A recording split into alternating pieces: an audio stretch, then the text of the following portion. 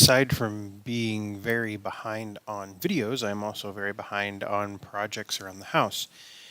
I mentioned in a video a couple weeks ago I was going to rent an excavator and do a bunch of projects around the house, remove some trees, run a trench for some flagpole lights, things like that.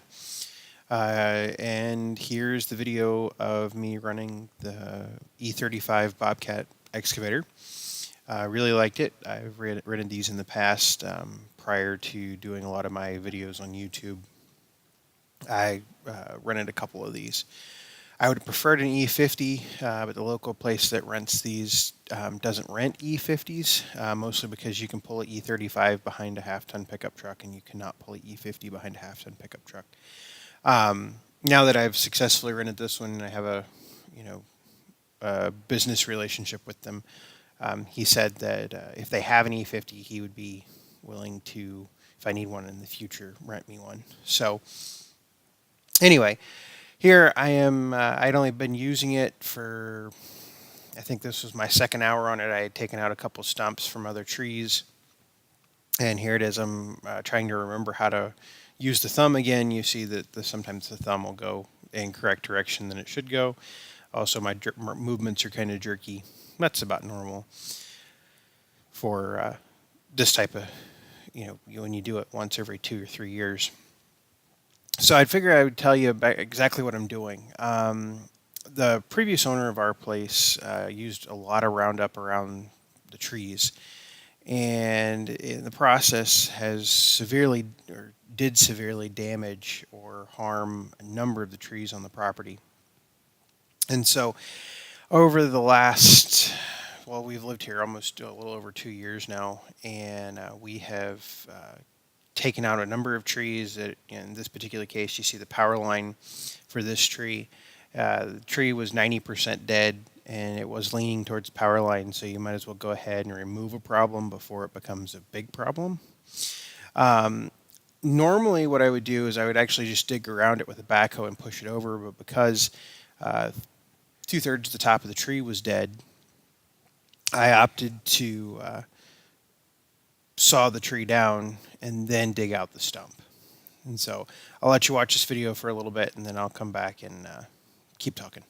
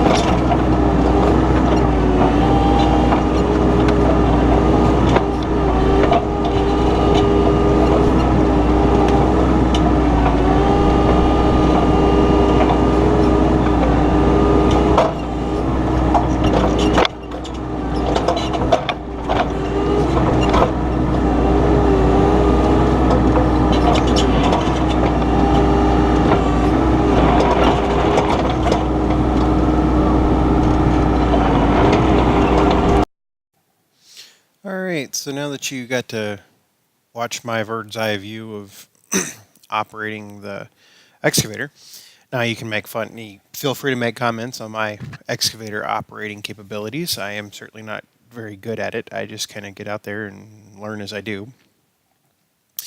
So this is actually a different stump than the one I was working on in this last section of the video. This was also another tree that I cut down because it was mostly dead, and by working on them with the bucket, you could jar those dead limbs apart on the top, and by jarring them apart on the top, they could come through the roof of the excavator because it's not very thick. So what we did is we strung a line to the 4066, and this was the 4066 is what the camera is sitting on, was not in this position.